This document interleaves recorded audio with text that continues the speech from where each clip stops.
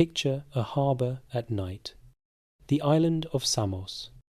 Sometime around 530 BC. The water is black beneath the docks. Torches burn low in the wind. A man is walking quietly toward a waiting ship, leaving behind his home, his students, and a city that has become dangerous for him to remain in. He carries nothing anyone can see. What he carries is an idea, the belief that beneath the chaos of the visible world there is a hidden order. That reality itself is mathematical, not simply that numbers help human beings measure the universe, but that number is woven into the structure of the universe itself. He also carries rules, strange rules. Do not eat beans. Do not touch a white rooster. Do not look into a mirror beside a lamp. Later stories would claim that some of his followers chose death rather than violate those commands. Whether those stories are true is something we will examine honestly. But the fact that people kept repeating them for centuries tells us something important about the man at the centre of them. His name is Pythagoras. You know the theorem associated with his name. The square of the hypotenuse equals the sum of the squares of the other two sides. But the theorem is the smallest part of this story. The real story is about a man who tried to unite mathematics, music, politics, religion, and the human soul into a single vision of reality. A man who built a secretive community around that vision in southern Italy. A man whose followers left ideas that still echo through modern science and Western religion. And it is the story of how that community rose, divided, and burned. Settle in. Let the modern world grow quiet. We are going back to the beginning. Chapter 1. The island that made him. There is a particular kind of place that produces a particular kind of mind. Not the quiet place, not the isolated place where a person is left alone with their thoughts and develops a philosophy from pure introspection. The place that produces the most transformative thinkers tends to be the opposite of that. It tends to be the crossroads, the harbour, the city where ships from 3 different civilizations dock on the same morning and unload not just cargo, but languages and ideas and ways of understanding the world that have never been in the same room before. Samos, in the 6th century BC, was that kind of place. The island sits in the eastern Aegean, close enough to the coast of what is now Turkey, that on a clear day you can see the mountains of Anatolia from its eastern shore. In the era when Pythagoras was born, which most ancient sources place at around 570 BC, Samos was one of the wealthiest and most cosmopolitan islands in the Greek world. Its harbour was busy with trade from Egypt and Phoenicia and the great cities of the Ionian coast. Its workshops produced goods that travelled across the Mediterranean.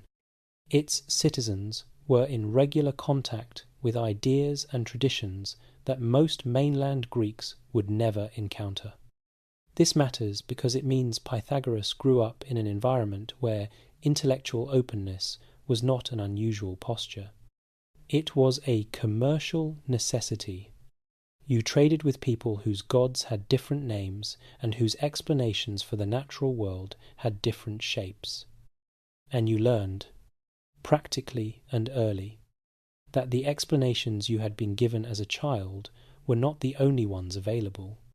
His father, according to ancient sources, was named Mnesarchus. What Mnesarchus did for a living is one of the first places where the historical record begins to fragment in ways that will become familiar throughout this story. Some ancient writers describe him as a merchant, egem engravé, or a craftsman who travelled for his work. Others assign him a more elevated status. The disagreement is not trivial, because, in the ancient Greek world, what your father did shaped not just your economic position, but your access to education, to travel, to the kinds of conversations that formed a mind. What most accounts agree on is that the family had resources, not necessarily great wealth, but enough that the young Pythagoras received an education that went beyond what most children of Samos would have had access to. He studied music. He studied poetry. He studied the gymnastics and physical discipline that formed the foundation of Greek education for any family with aspirations.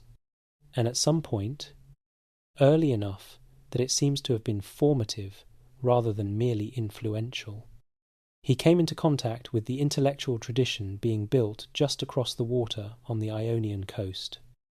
The Ionian philosophers, the group of thinkers centered in the city of Miletus, were doing something in the 6th century BC that had not quite been done before in the Greek world. They were asking what the world was made of, and they were insisting on answers that did not begin with the names of gods. Thales, the figure most ancient sources identify as the first of them, argued that the fundamental substance of everything was water. His student Anaximander proposed something he called the apeiron, a boundless and indefinite substance underlying all physical things. Anaximenes argued for air. These answers may sound simple from the distance of 2,500 years, but the gesture behind them was radical. These men were trying to find a single principle that explained the structure of reality without appealing to mythology.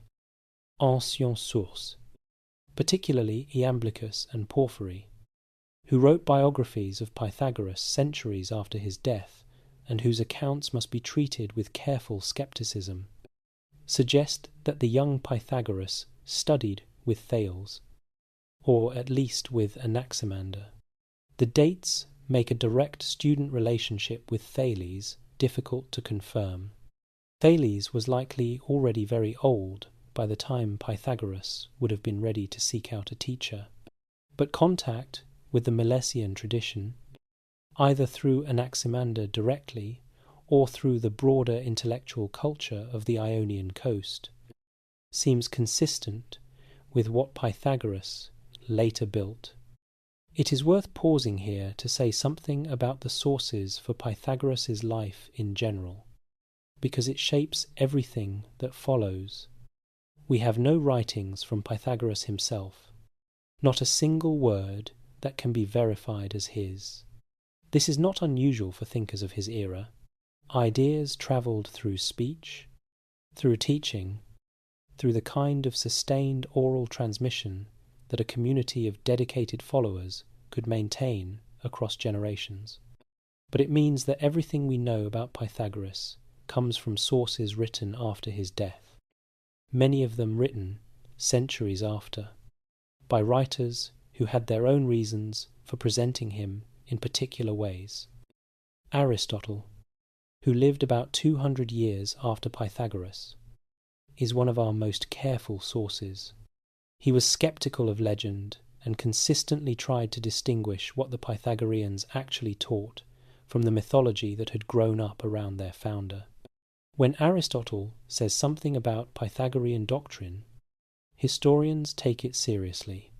When later writers, like Iamblichus, writing 800 years after Pythagoras, describe his miraculous deeds and divine nature, historians read with considerably more caution. This distinction will matter throughout our story, not because it makes the story less interesting, but because the gap between what we can verify and what was claimed is itself one of the most revealing things about Pythagoras, a man whose followers felt the need, for centuries, to make him more than human is a man who clearly did something that ordinary explanations could not contain. Back to Samos. The island, during the years of Pythagoras' youth, was entering a period of dramatic political change.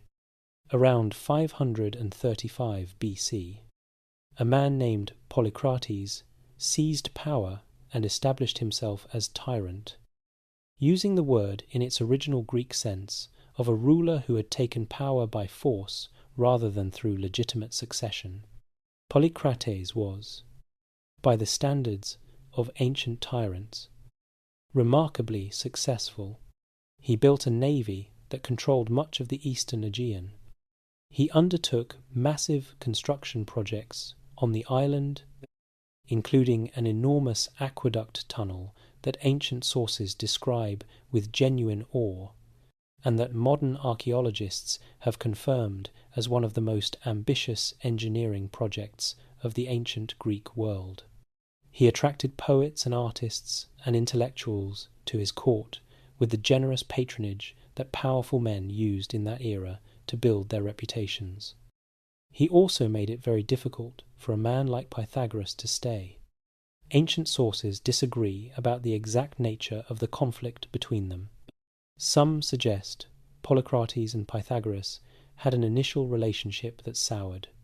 Others suggest Pythagoras simply found the atmosphere of a tyrant's island incompatible with what he wanted to build. What the sources consistently agree on is the outcome.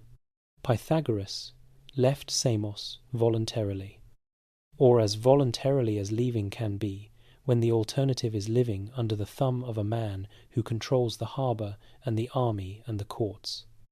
He was, by most estimates, somewhere between 30 and 40 years old when he left. He had spent those decades absorbing everything the intellectual world of the Eastern Aegean had to offer. He had studied mathematical and astronomical traditions. He had learned music in a way that went beyond performance into the mathematical relationships between notes that would become central to everything he later built. He had, according to traditions we cannot fully verify but cannot entirely dismiss, travelled further than most Greeks of his era. What he brought back from those travels, and what he made of it when he finally found a place to build, is the story that begins in the next chapter. For now, picture him not yet leaving, still on Samos, standing somewhere on the eastern shore where the mountains of Anatolia are visible across the water on a clear morning, looking east toward civilizations older than his own, carrying the questions that would define his life and, through him, a significant portion of the intellectual history of the Western world. The island made him restless. The restlessness would take him everywhere. Chapter 2. The Education of a Future God. Picture the Agora of Miletus on a morning in the early 6th century BC. Not the grand civic space it would later become, but a working harbour market, loud with the sounds of trade, smelling of fish and salt and the particular kind of human industry that port cities generate before the day has fully organized itself. And in one corner of that noise, a small group of men standing in conversation, arguing about what the world is made of, drawing diagrams in the dust with sticks, gesturing toward the water and the sky as evidence for claims that would have seemed incomprehensible to anyone passing who had not been listening from the beginning. This is the intellectual world that shaped Pythagoras before he became Pythagoras. What we can say with reasonable confidence is this: he received an education that was unusually broad for a person of his time and place. He sought out teachers whose ideas shaped the direction of his own thinking. And before he arrived in Croton and began building the community that would make his name, he had spent years absorbing intellectual traditions that no single Greek city could have provided on its own. Beyond those broad outlines, almost everything becomes contested. The ancient biographers present a Pythagoras who studied with essentially every significant thinker of his era. He studied with Thales and Anaximander in Miletus. He studied with Pherecydes of Syros. A thinker who seems to have held views about the soul and its survival after death that prefigure what Pythagoras later taught. He travelled to Phoenicia and learned from the priests there. He went to Egypt and spent years in its temples. He was taken to Babylon and spent time with the Magi. The priestly class whose astronomical and mathematical knowledge was among the most sophisticated in the ancient world. The specific details are almost certainly embellished. The general picture of a man who engaged seriously with intellectual traditions beyond the Greek world is harder to dismiss. Pherecydes of Syros is one of the more historically plausible early influences. Ancient sources are fairly consistent in associating him with Pythagoras and the ideas attributed to Pherecydes, particularly his interest in the fate of the soul after death, align well with what Pythagoras later developed. Pherecydes occupied a position between the older tradition of mythological explanation and the newer Ionian tradition of naturalistic philosophy. He told stories about gods and cosmic battles. But embedded within those stories were ideas about structure and order that feel closer to philosophy than mythology. If Pythagoras did study with Pherecydes, he would have encountered early the idea that the soul persists across the boundary of death and carries with it the consequences of how it lived. That idea, developed and systematized, would become one of the most distinctive elements of everything Pythagoras later taught. The Milesian connection is harder to pin down precisely, but seems intellectually real. The questions Thales and Anaximander were asking: what is the fundamental substance of reality? What principle underlies the diversity of things we observe? Were questions Pythagoras took up and answered in a radically different way. Where the Milesians looked for a physical substance, Pythagoras looked for something that was not a substance at all. He looked for a pattern. This is the intellectual move that makes Pythagoras genuinely important in the history of philosophy. The Milesians were asking what things are made of. Pythagoras was asking how things are structured. He was asking whether the relationships between things, the ratios and proportions and mathematical patterns that appear across wildly different phenomena, might be more fundamental than the physical stuff those things are made of. The discovery that seems to have been central to this shift involves music, and it is worth being precise about what we can and cannot say about it. Ancient sources consistently attribute to Pythagoras a crucial recognition about the relationship between musical harmony and mathematical ratios. The musical intervals that sound harmonious to the human ear correspond to simple whole number ratios. The octave is 2:1. The perfect fifth is 3:2. The perfect fourth is 4:3. Something about these specific relationships, and not others, produces beauty rather than discord. Now here is the complication that honest history requires us to name clearly, and to place here rather than bury later. Similar mathematical relationships between string lengths and musical pitches were known in Mesopotamia long before Pythagoras was born, and almost certainly in Egypt as well. Whether Pythagoras discovered these relationships independently, encountered them during travels, and recognized their deeper philosophical significance, or whether the attribution to him reflects a later tendency to credit a legendary figure with discoveries that accumulated over a long tradition, cannot be resolved with certainty. What seems most defensible is this. The relationships themselves were not new.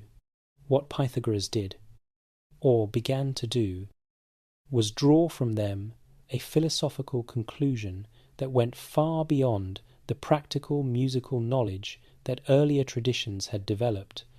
He asked what it meant that beauty had a mathematical structure. He asked whether that structure pointed to something fundamental about reality itself. If that was true for music, why not for everything else? That question represents a genuine intellectual leap. The leap from noticing a pattern in one domain to hypothesizing that the pattern might be universal. It is, in a recognizable form, the same leap that underlies the modern scientific project. By the time he was ready to leave the Greek-speaking world and venture further, he was carrying questions that he believed had answers, and a method for finding them that was already becoming visible in how he talked and taught and moved through the world. The next stage of his education would take him somewhere the Ionian philosophers had not gone. It would take him to the oldest civilizations in the known world, and what he found there, or what later tradition claimed he found there, would shape everything he built when he finally came home. Chapter 3. Egypt and Babylon, the years no one can verify. Stand for a moment on the docks of Naucratis, the Greek trading colony in the Nile Delta, sometime in the middle of the 6th century BC. The smell of the river is different from anything the Aegean coast produces. The light falls differently. The scale of the monuments visible from almost any elevated point, the temples, the older structures rising from the flat land in ways that have no equivalent in the Greek world, communicates something that arguments and texts cannot easily convey.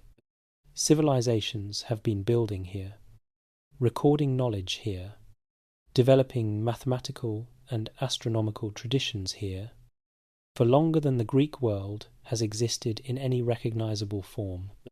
Whether Pythagoras ever stood on those docks is a question the historical record cannot answer with certainty, but beginning there helps us understand what was at stake in the journeys the ancient sources attribute to him, and why those journeys, verified or not, mattered so much to the tradition that grew up around him. Travel between the Greek world and Egypt was entirely possible in the 6th century BC, and there is good evidence it happened regularly.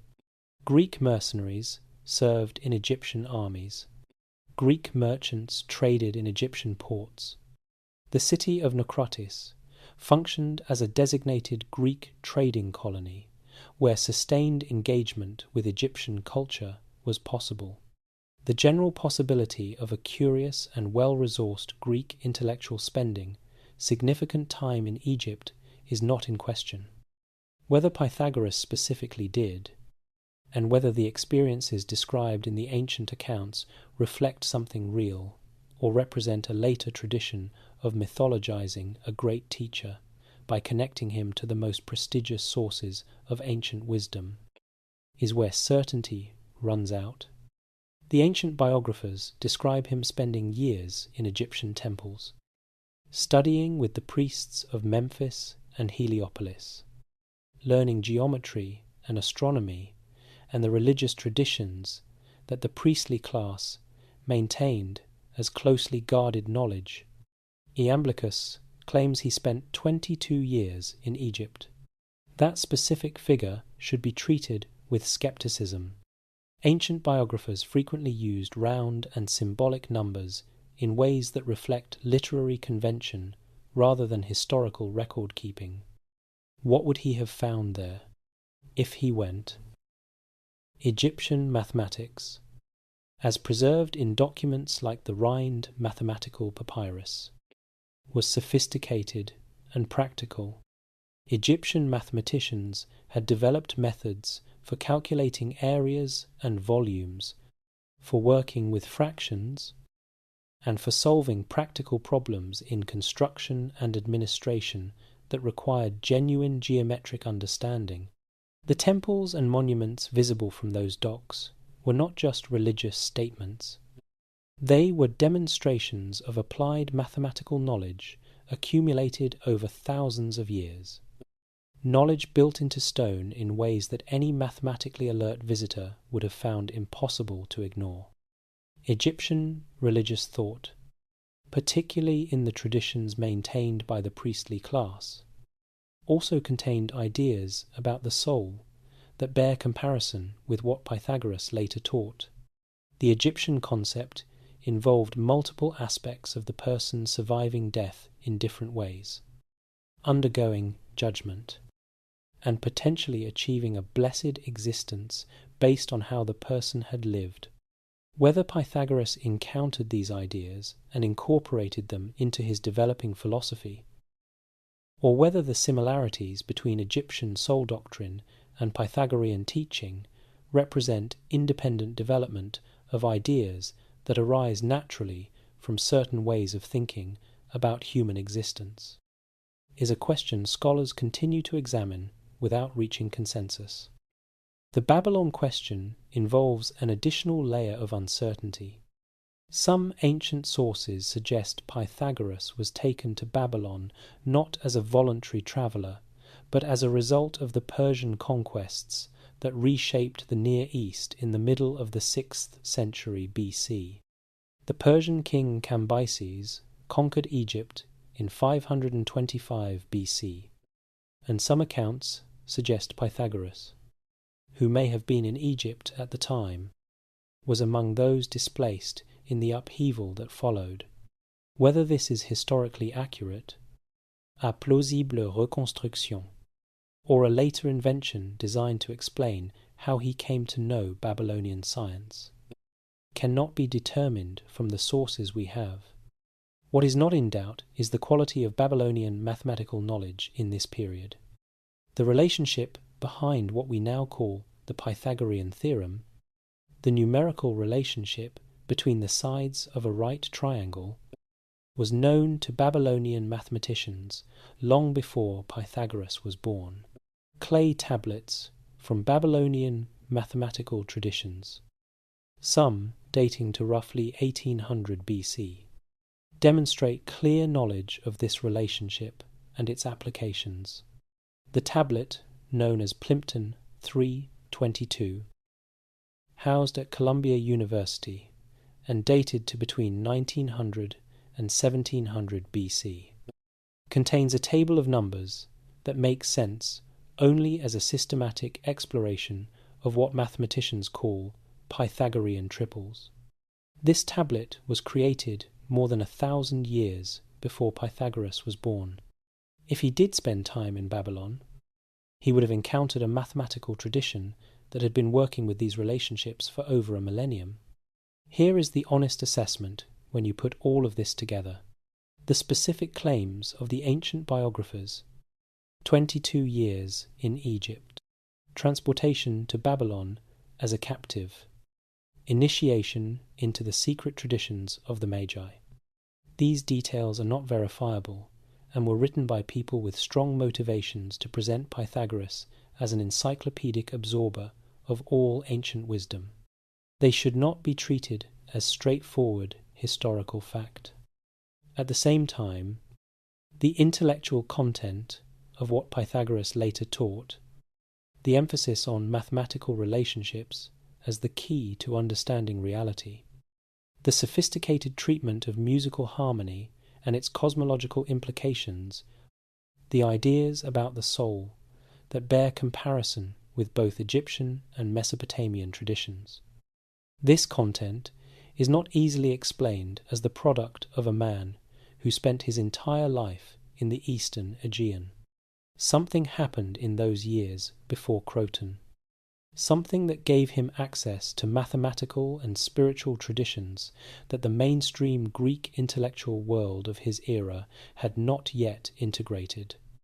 Whether that something involved literal years in Egyptian temples and Babylonian observatories, or a more indirect absorption of Eastern knowledge through the cosmopolitan trading networks of the Ionian world, is ultimately less important than what he did with it when he arrived in southern Italy and began to build. A man who has spent years genuinely engaging with ways of thinking that challenge the assumptions he grew up with does not come back the same person who left. He comes back with a quality of confidence different from the confidence of someone who has studied hard within a single tradition. He has seen that the questions he cares about have been approached from multiple directions, and that what he is developing can hold its own against the oldest intellectual traditions in the known world. Pythagoras, when he finally arrived in Croton, had that quality. The people who encountered him there felt it immediately. It was part of what made him so compelling, and, eventually, so dangerous. Chapter 4. The Flight to Croton. There is a moment in the life of certain thinkers when the place that formed them becomes the place that cannot contain them. Not because the place has failed, not because the thinker has outgrown it in any simple sense, but because what they are trying to build requires a kind of space that their birthplace cannot provide. The weight of existing expectations presses too hard. The political atmosphere of a tyrant's island makes genuine intellectual community almost impossible to sustain. And the man who has spent years travelling and thinking and assembling something new needs, finally, a place where he can build without interference. Pythagoras left Samos sometime around 530 BC, and the direction he chose tells us something important about what he was looking for. He did not go to Athens. Athens, in this period, was not yet the intellectual centre it would become. The great philosophical schools were still a century and a half in the future. He did not return to the Ionian coast, where the philosophical tradition he had drawn from was most alive, but where Persian pressure was making the political situation increasingly unstable. He went west. Specifically, he went to a part of the Greek world that was, in some ways, more Greek than Greece itself. The region of southern Italy and Sicily that the Greeks had been colonizing since the 8th century BC had developed, by the time Pythagoras arrived, into a collection of prosperous and culturally ambitious cities that took their Greek heritage seriously in ways that newer and more settled places sometimes do not. These were cities founded by people who had deliberately chosen to leave their homes and build something new, and they carried with them a self-consciousness about identity and culture that gave them a particular appetite for what Pythagoras was offering. Croton, on the eastern coast of what is now the toe of the Italian boot, was one of the most significant of these cities. It was wealthy from agriculture and trade. It had a remarkable athletic tradition, producing Olympic champions with a consistency that was noticed and celebrated across the Greek world. Its citizens had a reputation, accurate or cultivated or some combination of the two, for physical discipline and seriousness of purpose. Ancient accounts describe Pythagoras giving public addresses shortly after his arrival, speaking to different groups in the city about virtue, civic responsibility, and the importance of education.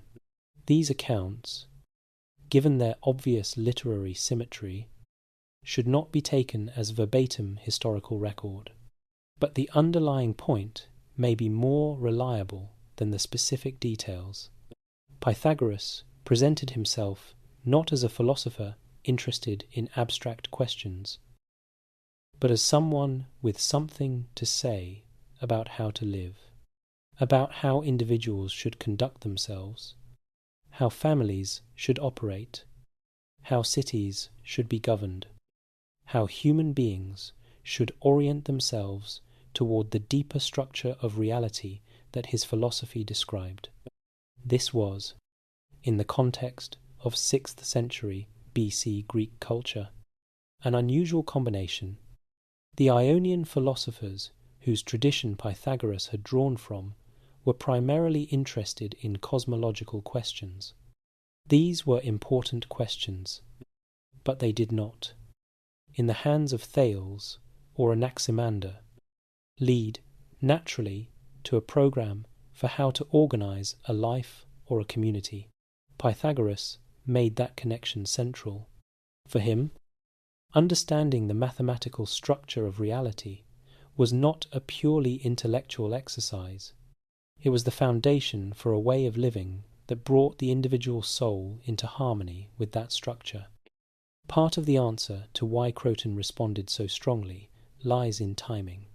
The city was engaged in a long-running conflict with its neighbouring city Sybaris, a conflict that would eventually end in Sybaris's complete destruction in 510 BC.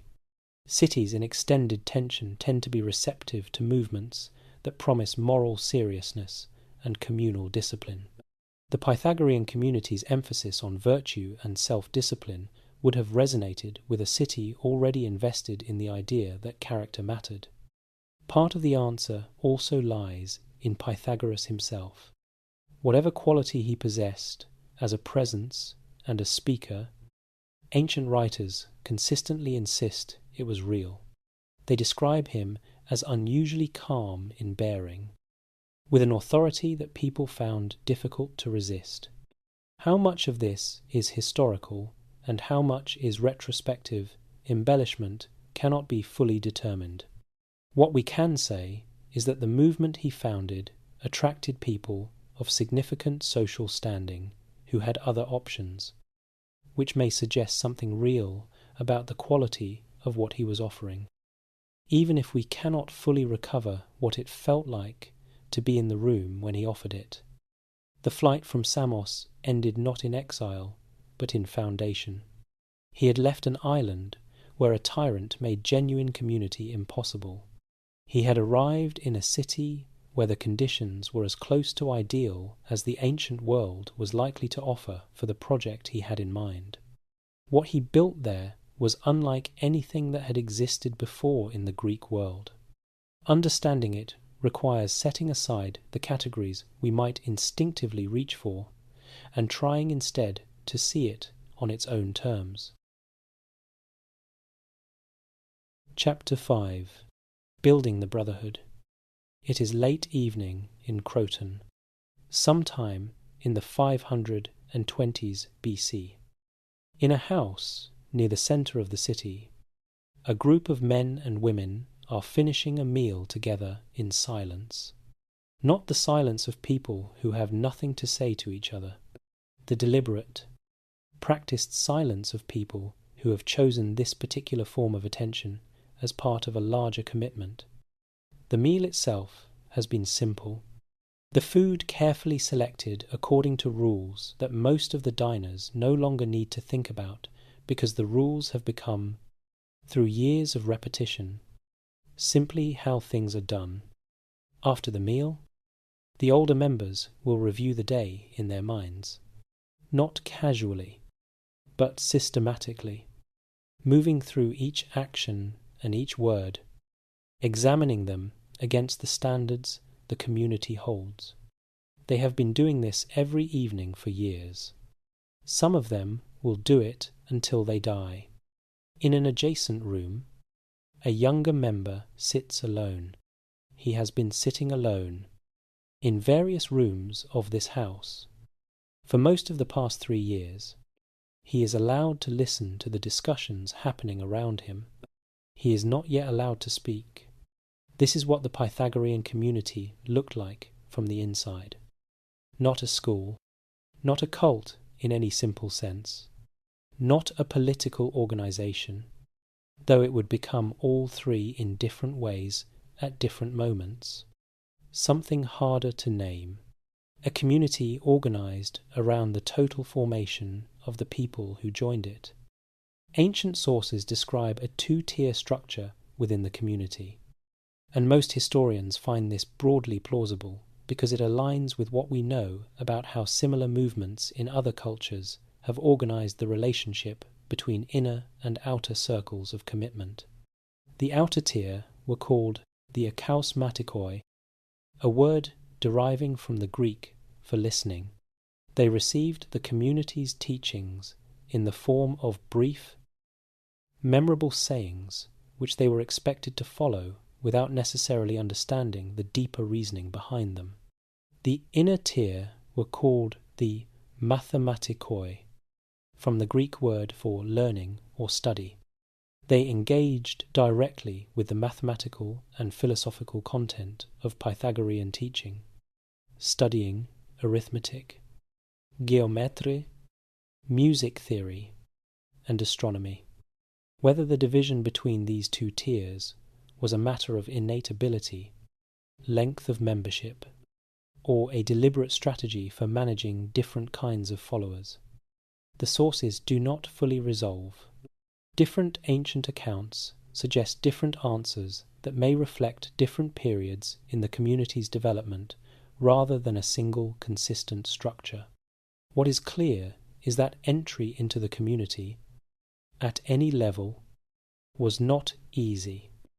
Ancient sources describe an initiation process that began with a period of careful observation before a candidate was accepted. Pythagoras is described as watching potential members closely, looking for a particular quality of character, a combination of seriousness and genuine openness to transformation, rather than simply intellectual capability or social standing. Once accepted, new members faced a period of silence. The length of this period varies across different accounts, with some sources describing 3 years and others describing 5. The principle behind it seems consistent. New members were expected to listen, to observe, to absorb the community's practices and ideas without speaking or asserting their own perspectives. Only after this period of disciplined receptivity were they permitted to engage in the active intellectual exchange that characterized the community's inner life. This is, on its face, a counterintuitive approach for a philosophical community. It becomes less puzzling when you consider what Pythagoras seems to have been trying to build. He was not trying to produce independent thinkers who would go out and develop their own systems. He was trying to produce people who had been genuinely transformed by shared practices and commitments, who had learned to quiet the habitual noise of their own opinions long enough to actually hear something different. The community lived together in a way that was unusual for the Greek world. Property was held in common, or at least shared to a degree that went well beyond normal Greek practice. Meals were communal. The daily schedule was organized around shared activities: morning walks, group study, communal dining, with a regularity that gave the philosophical commitments a physical expression in time and space.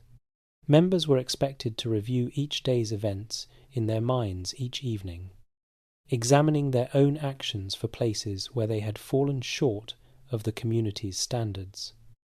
This practice of daily self-examination reflects an understanding that transformation does not happen through intellectual understanding alone, but requires sustained, daily practice of attending to one's own behavior. What behavioral researchers would later call habit formation, the way repeated practice gradually reshapes the dispositions we bring to every situation, was built into the structure of Pythagorean daily life, with a deliberateness that is striking given its antiquity. The role of women in the community is one of the more striking aspects of what the ancient sources describe. Ancient sources name specific women as members and as significant figures within it. Theano, described by some sources as Pythagoras' wife, and by others as a student who became important in her own right, is the most frequently mentioned. Several other women are named as active participants in the community's intellectual life. In a culture where women's access to formal intellectual activity was severely restricted, this was unusual enough to be noticed and remarked upon by ancient writers. How substantive that participation was remains genuinely uncertain, but the community's formal structure appears not to have excluded women from membership, and that alone was remarkable for its time. Here is what this community represented. Taken as a whole, a group of people who shared deep commitments, who practiced daily self-examination and communal accountability, who had been shaped by years of shared intellectual and ethical formation, and who were spread throughout the civic institutions of a city rather than withdrawn from them, is a group that accumulates influence in ways that are difficult to see coming and difficult to counter when they arrive. Croton would discover this. Other cities would discover it too. And the discovery, when it came, would be violent, but that is a later chapter. For now, the Brotherhood is new, and the project is alive, and the man at its centre is at the height of his powers, teaching and building and developing the ideas that the world would argue about for the next 2,500 years. Chapter 6. The rules that sound like madness. Start with the beans. Not because the beans are the most philosophically important rule in the Pythagorean system, but because they are the rule that has travelled furthest through history, the one that ancient writers themselves stopped to puzzle over, the one that prompted serious thinkers across centuries to ask what on earth this was actually about. The bean prohibition is, in a real sense, the hook that this entire story hangs on in the popular imagination, and it deserves honest and curious treatment. Do not eat beans. That is the rule. Simple, specific, and on its face completely inexplicable. Beans were a staple food in the ancient Mediterranean world. Cheap, nutritious, widely available, entirely ordinary. There was no widespread Greek religious tradition, no obvious practical reason that would explain why a philosophical community would single out this particular food for prohibition. And yet it appears in sources ranging from Aristotle, whose account carries significant historical weight, to much later writers who may be repeating a tradition they no longer fully understand. Something real is behind it. The question is, what? Ancient writers proposed multiple explanations, and the variety of those explanations is itself informative. Not because any single explanation is definitively correct, but because the disagreement reveals something about how the rule functioned within the community. Some suggested the prohibition was about clarity of mind. Beans caused digestive disturbance, and the Pythagoreans believed the clarity needed for philosophical work and for the prophetic dreams they cultivated during sleep was incompatible with that kind of physical disruption. This is a practical explanation, grounded in ancient medical theory, and it connects the dietary rule directly to the community's philosophical goals. Others proposed an explanation rooted in the doctrine of soul transmigration that was central to Pythagorean belief. If the soul can inhabit any living thing across successive incarnations, then certain foods might carry a spiritual weight that ordinary eating ignores. In some ancient tradition, beans were associated with the dead, with the passage of souls between lives. On this reading, the prohibition is not about the bean itself, but about what the bean might represent at the boundary between the living and the departed. Still others proposed a political explanation. In several ancient Greek city-states, beans were used in selecting officials by lot, with different coloured beans representing votes. On this reading, the prohibition was a philosophical statement about democratic selection, a rejection of governance by chance rather than by wisdom. The honest position is that we do not know which of these, if any, reflects the original intention behind the rule. It is entirely possible that it accumulated multiple layers of meaning over time, understood differently by different members of the community, maintained by the force of tradition, even as its original rationale became obscure. This is how many cultural rules operate. The practice outlasts the explanation. But here is the deeper point that makes the bean prohibition worth examining beyond its surface strangeness. The rule created friction, deliberate, purposeful friction. It inserted a moment of awareness into an action that most people perform without any awareness at all. A person who stops before every meal and feels the weight of a community's shared commitment in something as mundane as a plate of food is a person who is practicing a form of attention that most human beings never apply to eating. Consider the other rules with this framework in mind. Do not break bread. Do not step over a yoke. Do not touch a white rooster. Do not look into a mirror beside a lamp. Do not urinate facing the sun. Each of these, examined closely, inserts a moment of attention into an ordinary action. The yoke was a symbol of labour and burden. Stepping over it carelessly was a failure to honour the weight of work. The white rooster was associated in ancient tradition with the boundary between night and day, the moment of transition that carried enormous symbolic weight in a world without artificial light.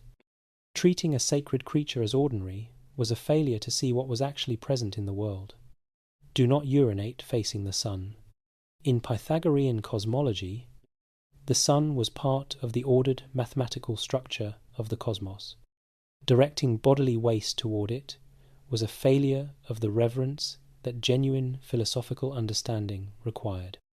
The rule made every trip outside a small practice in cosmic orientation.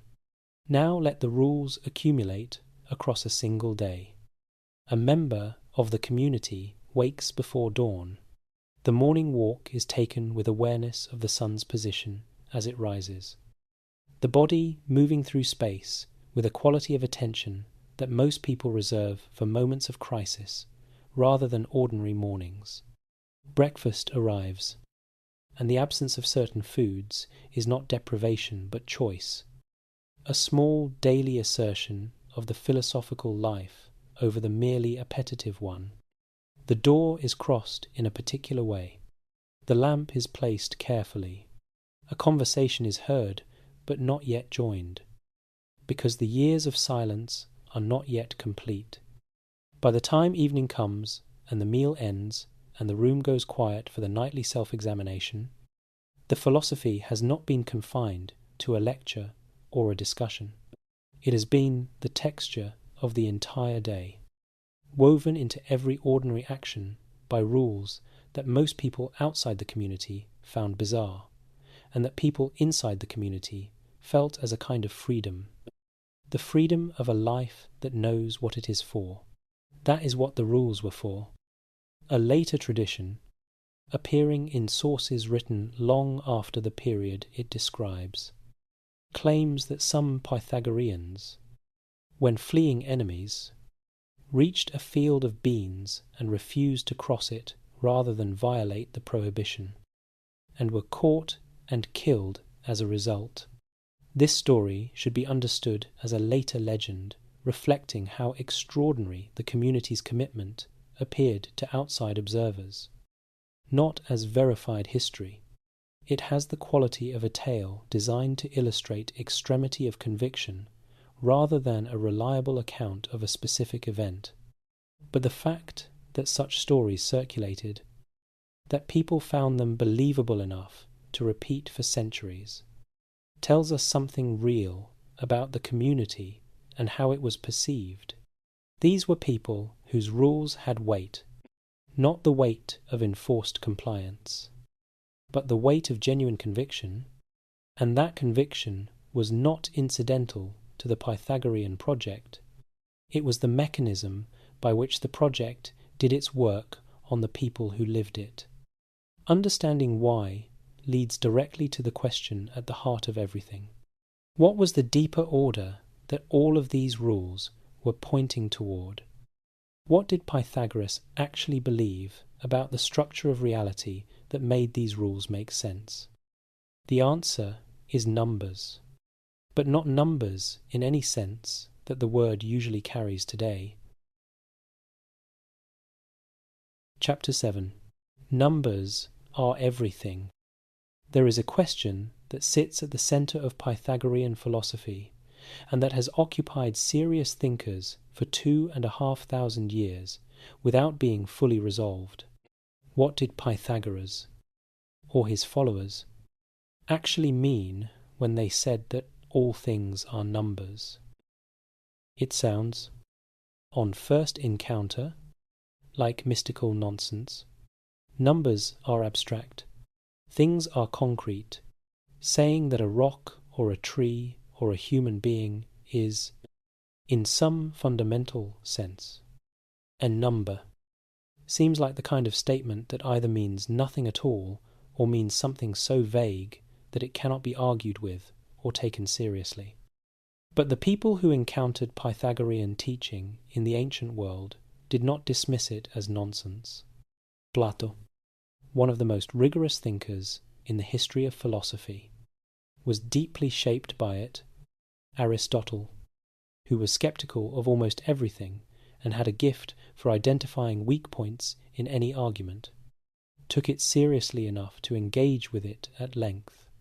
Later thinkers, from Kepler to Galileo to the founders of modern mathematical physics, worked within a tradition that carried, at some level, the Pythagorean intuition that the universe has a mathematical structure that the human mind can discover. So what did it mean? The starting point was the musical recognition we touched on in the chapter about education. The intervals that sound harmonious to the human ear correspond to simple whole number ratios. The octave is 2:1. The perfect fifth is 3:2. The perfect fourth is 4:3. Something about these specific relationships, and not others, produces beauty rather than discord. Here is why this mattered so much. Music in the ancient Greek world was understood as something with genuine power over the human soul, something that could elevate or degrade character, produce courage or lassitude, align a person with the deeper order of reality, or pull them away from it. If this kind of music had a mathematical structure, then the relationship between mathematics and reality was not merely technical, it was profound. The ratios were not just a description of what strings do at different lengths. They were the hidden structure that gave music its power. And if beauty in sound was generated by these ratios, why not beauty in all its forms? Aristotle, in his account of Pythagorean philosophy, describes them as believing that the elements of numbers are the elements of all things, and that the whole universe is a harmony and a number. This formulation, coming from a careful and skeptical source, gives us something solid to work with. The claim is not that individual things are literally identical to specific numbers. It is that the structure of things, the relationships and proportions that define what a thing is and how it behaves, is mathematical in character. Now, a necessary caution before we go further. Many of the specific number associations that appear in the Pythagorean tradition, the idea that certain integers correspond to specific qualities of the soul or the cosmos, come to us primarily through sources written centuries after Pythagoras' death, particularly through the Neoplatonic tradition.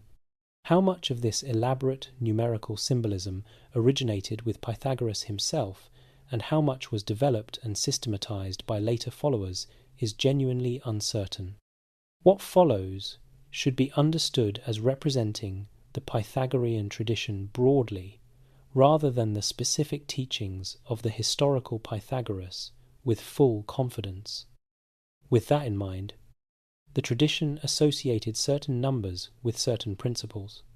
The number 1 was associated with unity and the source from which all other numbers derive. 2 with division and difference. 3 with completeness, since it has a beginning, a middle, and end. 10 was regarded as the most perfect and sacred number of all, because it is the sum of 1, 2, 3, and 4. The Pythagoreans represented this visually in a figure called the tetractes, an arrangement of 10 points in a triangular pattern with 1 point at the top, 2 in the second row, 3 in the third, and 4 at the base. The tetractes was sacred to the community. Members swore oaths by it. It was used as a focal point for contemplation and study. Why so important? The numbers 1 through 4 contain within them all the ratios that generate musical harmony. The octave is 2 to 1. The perfect fifth is 3 to 2. The perfect fourth is 4 to 3. These ratios, generated by the first 4 numbers, are the building blocks of musical consonance. The tetractes, as a visual representation of those 4 numbers in their natural order, was understood as a representation of the mathematical foundation of beauty itself. And if beauty in sound was generated by these ratios, perhaps beauty in all its forms was similarly structured. The proportions that made a temple harmonious, the relationships between celestial bodies that made the movement of the heavens ordered rather than chaotic, all of these, in the Pythagorean view, were expressions of the same mathematical principles that governed music. This is the intellectual thread that connects Pythagorean number theory to what ancient sources call the music of the spheres. The idea is this: the planets and stars move through the heavens at different speeds, covering different distances in their orbits. If the universe is structured by mathematical harmonies, then the movements of celestial bodies should stand in harmonic relationships to one another. They should produce, in their motion, something analogous to musical harmony, a cosmic music generated by the mathematical ratios of their speeds and distances. We cannot hear this music, the ancient sources explain, not because it does not exist, but because we have been hearing it since birth, and have become so accustomed to it that it no longer registers as distinct sound. This idea had genuine influence on the subsequent history of astronomy. Johannes Kepler, the astronomer whose laws of planetary motion are fundamental to modern astronomy, was explicitly influenced by the Pythagorean tradition of seeking harmonic mathematical relationships in the movements of the heavens. His work, Harmonices Mundi, published in 1619, is organized around the attempt to find musical ratios embedded in the relationships between planetary orbits, and it contains what we now call Kepler's third law. Kepler believed, in a tradition running back to Pythagoras, that the cosmos was structured according to mathematical principles that the prepared mind could discover, modern science continues to describe the universe with remarkable mathematical success. From the behavior of subatomic particles to the motion of galaxies, in ways that would have felt deeply recognizable to the Pythagorean tradition, even if the specific mechanisms involved are entirely different from anything they imagined. The ancient intuition that number points towards something fundamental about reality has never fully disappeared from the scientific tradition. Even through centuries, when it seemed more mystical than empirical, now there is something important to add, something that the celebratory account of Pythagorean number philosophy tends to skip over because it is uncomfortable. The mathematical vision ran into a crisis that struck at its foundations, and the crisis came from within mathematics itself. The Pythagorean philosophical system depended, at a deep level, on the idea that all mathematical relationships could be expressed as ratios of whole numbers. The harmony of the universe was a harmony of integers. This was not just a convenient assumption. It was a philosophical commitment. Then, someone in the Pythagorean tradition, working through the implications of basic geometry, discovered something that this framework could not contain. Draw a square with sides of exactly 1 unit. Ask how long the diagonal is. The answer is the square root of 2. And the square root of 2 cannot be expressed as a ratio of any 2 whole numbers, no matter how large those numbers are. It is what mathematicians now call an irrational number, a number that exists on the number line but sits permanently outside the arithmetic of whole number ratios. The universe was more mathematically complex than the framework had assumed. What happened next inside the Pythagorean community is the subject of one of the most debated episodes in the history of mathematics. It involves a man named Hippasus, a crisis of secrecy or disclosure, and a story that later accounts would make far more dramatic than the available evidence can actually support. That is where we are going next. Chapter 8. The Theorem and the Crisis. Begin with the theorem itself, stated plainly, because the plain statement contains something worth sitting with before we move into the history around it. In any right triangle, the square of the length of the longest side, the side opposite the right angle, equals the sum of the squares of the other 2 sides. That is it. A relationship between 3 lengths that holds true for every right triangle that has ever existed or will ever exist, on this planet or any other, in this universe, or any conceivable one with the same geometric structure. It is not an approximation. It is not a rule of thumb that works well enough for practical purposes. It is a necessary truth, a statement about the structure of flat space itself. And it has been verified and applied and built upon so many times in so many contexts that its reliability is about as close to certain as any statement human beings have ever made about the physical world. The theorem carries the name of Pythagoras. It has carried that name for roughly 2,500 years, across dozens of languages and hundreds of mathematical traditions. 1 billion school children have learnt it under his name. And here is the first thing that honest history requires us to say about it. The relationship behind his most famous contribution was known to Babylonian mathematicians long before Pythagoras was born. The evidence for this is not speculative. It is written in clay. Babylonian mathematical tablets, some dating to roughly 1800 BC, demonstrate clear knowledge of specific numerical relationships that satisfy what we call the Pythagorean theorem.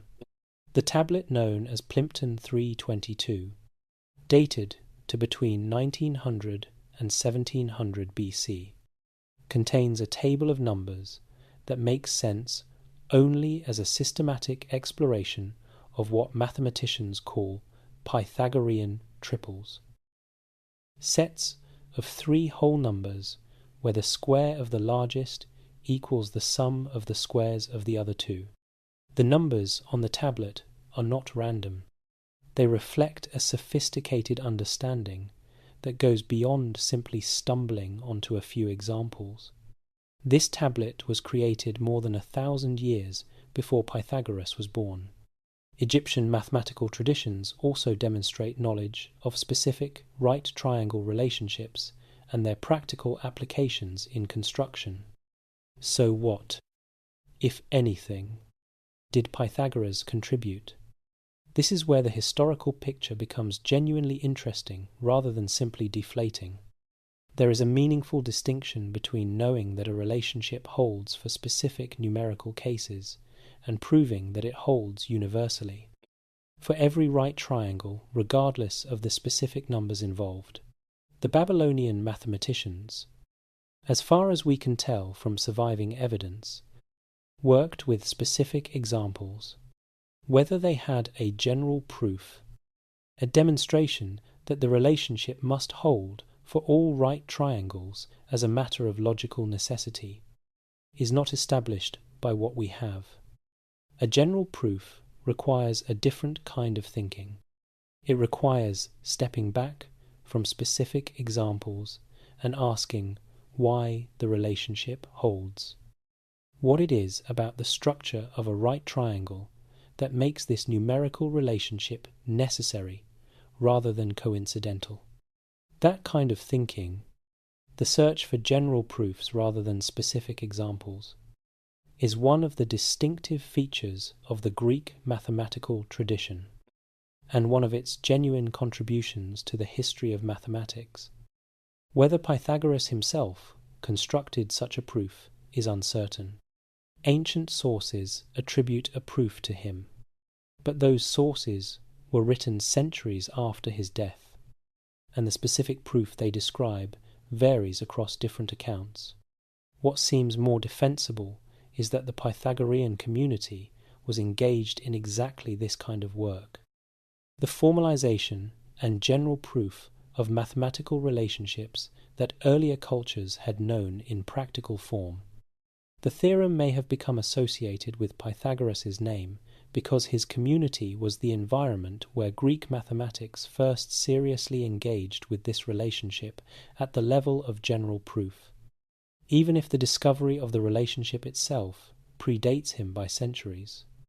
The philosopher Proclus, writing in the 5th century of the Common Era, attributes the proof to Pythagoras and describes him as sacrificing an ox in celebration of the discovery. This story, charmingly specific in its detail, is almost certainly legendary. It appears too late in the historical record, and it conflicts with what we know about Pythagorean attitudes toward animal sacrifice. But it reflects the long tradition of associating his name with the theorem, a tradition that, once established, proved impossible to dislodge, regardless of what the historical evidence actually supported. Now we come to the crisis. Take a square. Give each side a length of exactly 1 unit. Ask how long the diagonal is. By the relationship the theorem describes, the square of the diagonal equals 1 squared plus 1 squared, which is 2. So the diagonal has a length whose square is 2. The diagonal has a length equal to the square root of 2. Now ask whether the square root of 2 can be expressed as a fraction, as a ratio of 2 whole numbers. The answer is no, and the proof that the answer is no is one of the most elegant arguments in all of mathematics.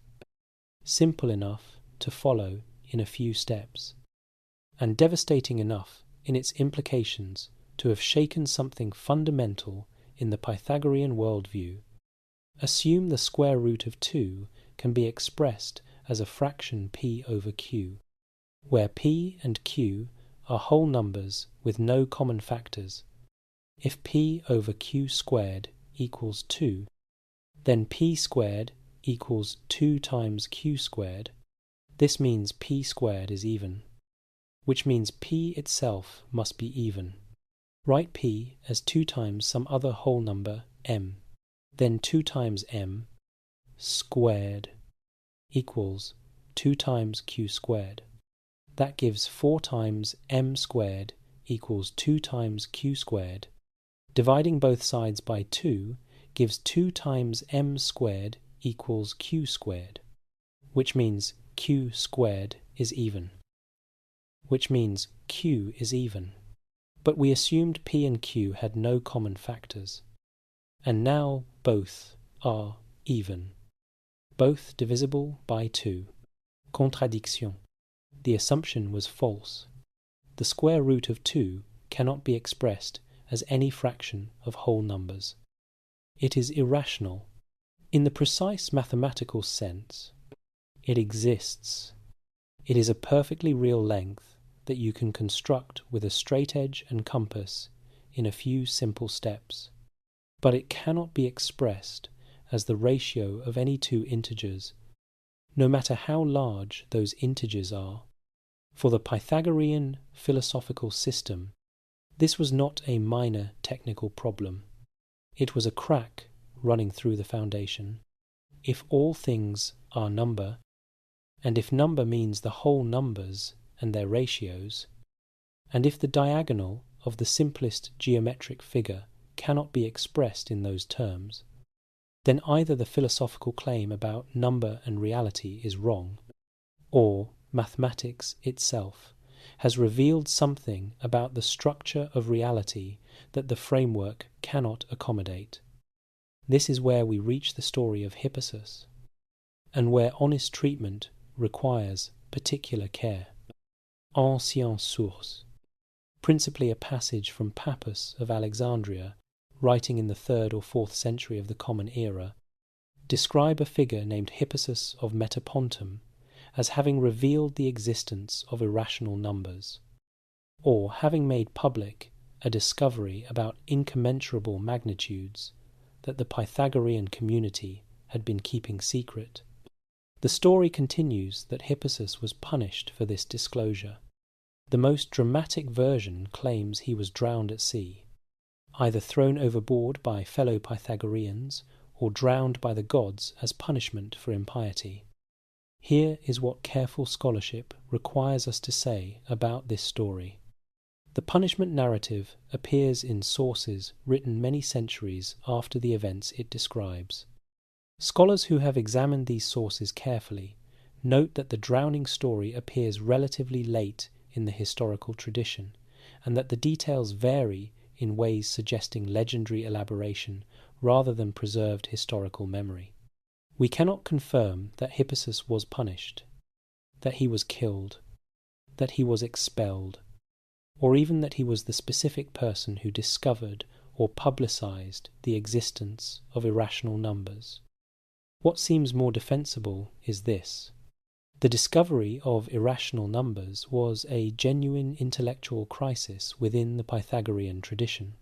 The community's response to that crisis, whatever form it actually took, reflected the tension between the openness to mathematical truth that the Mathematikoi strand was committed to and the desire to protect the philosophical framework that the community's identity was built around.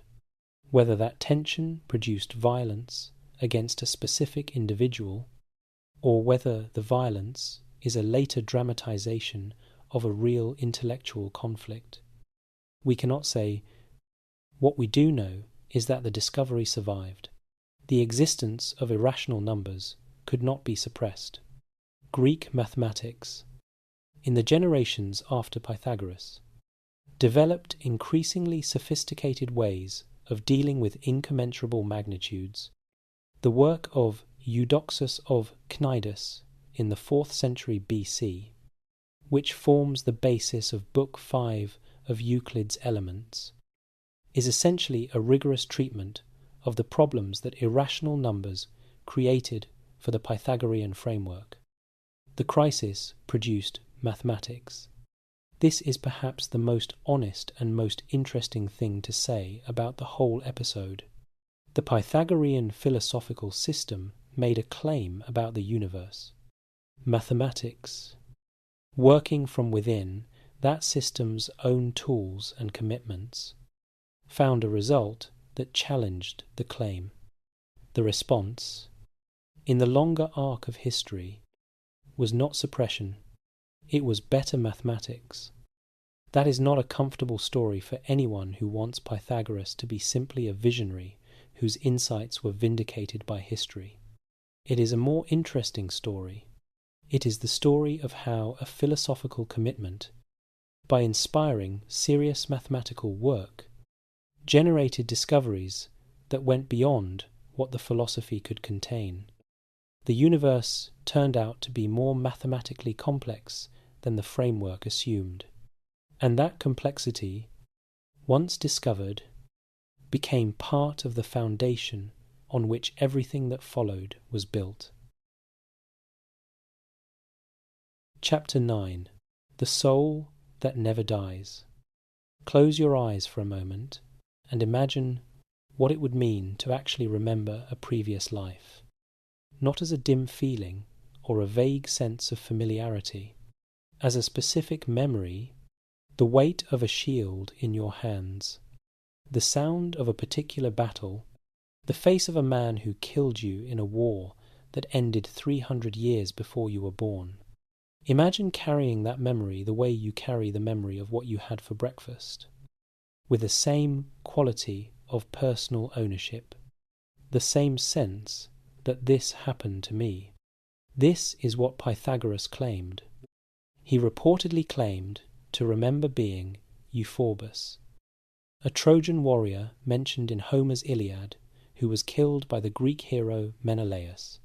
He claimed to be able to identify the shield of Euphorbus in a temple where it had been dedicated as a war trophy, recognizing it as something that had once belonged to him across the boundary of centuries and death. He claimed to remember other incarnations as well, including lives as animals.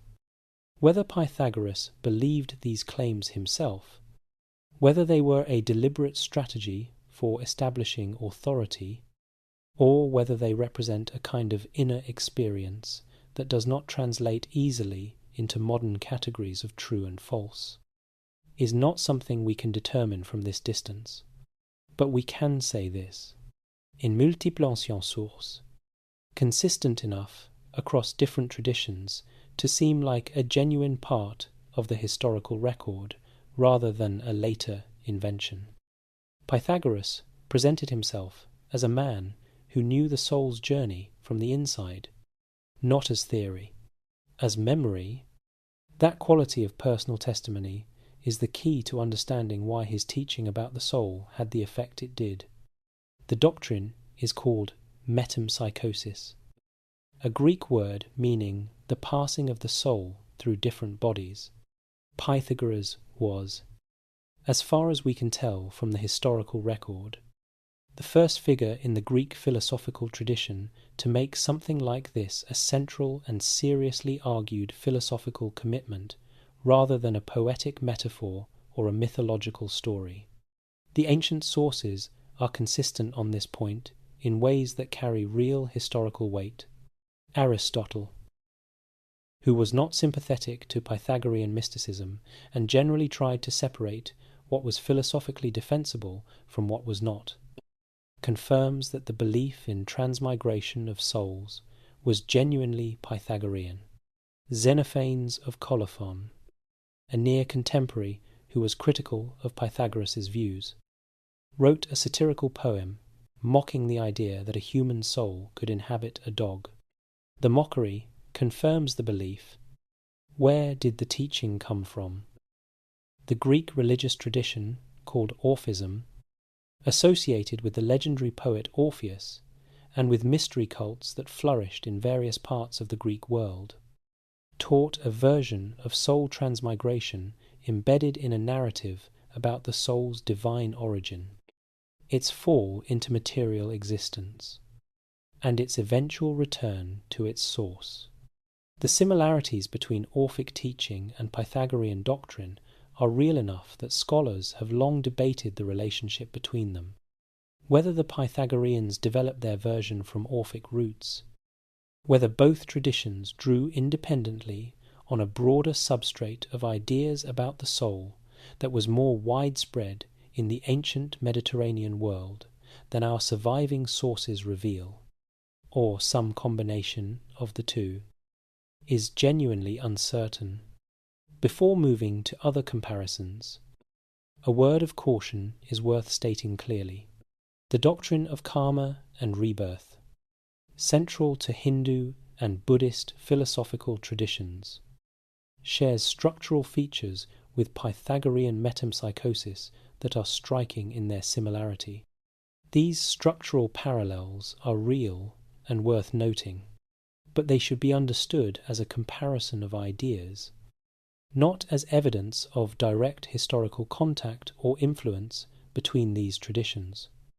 The chronology makes contact possible but not demonstrable, and scholars who have examined this question carefully are cautious about drawing strong conclusions. In both cases, the soul travels through successive incarnations. In both cases, the quality of those incarnations reflects the soul's moral and intellectual development in previous lives. In both cases, the goal is liberation from the cycle into a higher mode of existence. Whether these similarities arose independently or through some channel of transmission that the historical record has not preserved, we genuinely do not know. What is clear is what the doctrine meant for daily life in the community. If the soul can inhabit any living creature across its successive incarnations, then the relationship between human beings and animals is not a simple relationship between a higher and a lower order of being. The animal you see in a field or a household might, in a sense that is more than merely metaphorical, carry a soul that was once or will one day be human. The ancient sources are not consistent about whether this meant all Pythagoreans avoided eating meat entirely. Some scholars believe the dietary restrictions were more complex and graduated than a simple prohibition, but it does mean that the living world was invested with a moral and spiritual significance that ordinary Greek attitudes toward animals did not carry. The philosophical implications reach further than the dietary ones. If the soul is immortal and travels through many lives, then the choices made in each life matter in a way that extends beyond their immediate consequences. The soul is not simply living a single life that ends at death. It is accumulating a history, a pattern of choices and their weight that shapes what kind of life it will inhabit next. The person who lives in alignment with the mathematical order of the universe, who cultivates reason and practices the philosophical disciplines, is not just living well in this life. They are contributing to the eventual liberation of their soul from the cycle of rebirth altogether. This gives the Pythagorean project a cosmic dimension that the word philosophical, in its modern academic sense, does not quite capture. Philosophy, for Pythagoras, was not an intellectual pursuit undertaken for its own sake. It was a practice of liberation. The mathematical study of the universe's structure was a means of aligning the soul with that structure. The ethical disciplines, the rules, the silence, the communal accountability, the daily self-examination, all of these were practices of purification that prepared the soul for its eventual escape from the cycle of rebirth. The influence this vision had on what came after is one of the clearest and most consequential threads in the history of Western thought. Plato's philosophy was deeply shaped by Pythagorean ideas about the soul in ways that are visible throughout his mature work. The argument for the immortality of the soul that Plato gives Socrates in the Phaedo, the description of the soul as something that pre-exists the body and survives death, the claim that learning is actually recollection of truths the soul knew before its incarnation, the portrait of the philosopher as someone whose entire life is a preparation for death, understood as liberation. All of this carries the structural influence of Pythagorean thinking, reworked and developed by a thinker of extraordinary power but recognizable in its origins. When Plato has Socrates face the hemlock with complete equanimity and argue to his grieving friends that death is not an evil for the philosopher but a release, he is drawing on a tradition that Pythagoras helped establish. The gesture of that final afternoon, the calm philosopher among weeping students, is made possible by the Pythagorean conviction that the soul has somewhere better to go. The influence runs forward from Plato through Neoplatonism, through the Christian theology that absorbed Neoplatonic ideas, through Augustine, through the entire tradition of Western thought about the soul, its nature, its destiny, and its relationship to the rational structure of the universe. All of it traces back, in some part, to a man who looked at the relationship between the length of a string and the pitch of the note it produced, heard, in that relationship, something he believed was more than coincidence, and spent the rest of his life trying to understand what the universe was telling him. The soul, he believed, was not an accident. It was something older than any body it had ever inhabited, something that carried within it a kinship with the mathematical order of the cosmos, a spark of the same rational fire that structured everything from the intervals between notes to the distances between planets. That belief, held with extraordinary intensity and taught to a community of dedicated followers, changed the world in ways that are still unfolding. It also, in the short term, made him and his community targets. The same intensity that made the Brotherhood compelling made it threatening. The same certainty that gave its members their quality of calm authority made the people outside feel judged and excluded in ways that accumulated, over time, into something that was looking for a moment to express itself. That moment was coming. Chapter 10. Power, Politics, and the Fall. There is a pattern in the history of movements that repeats itself with enough regularity to feel almost inevitable. A community forms around a set of beliefs and practices that set it apart from the surrounding society.